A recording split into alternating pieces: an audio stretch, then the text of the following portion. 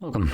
In front of me is a VIVO T1 Pro, and today I will show you how you can enable the power saving mode on this device.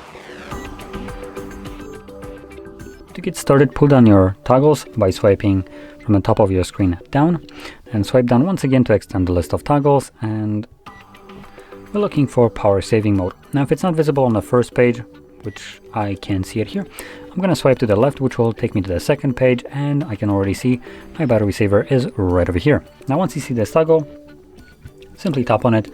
It brings up a pretty nice explanation about the mode, so I'm going to quickly go into it because it might have some information to some people which will be important. So to extend battery life, power saving assistant will reduce the device performance, turn off 5G, and restrict vibrations and most background data. For sync dependent apps such as email and chat tools, you may need to open them to receive new messages. Now the last part of this message right here has the biggest impact on people. So obviously, if you use some kind of apps like email, basically what happens, it will disconnect from Wi-Fi and mobile data, and the app won't be getting any kind of updates. So you just want to be aware of that. Anyway, I select turn on right here, and this will enable it. As you can see, it turns on dark mode.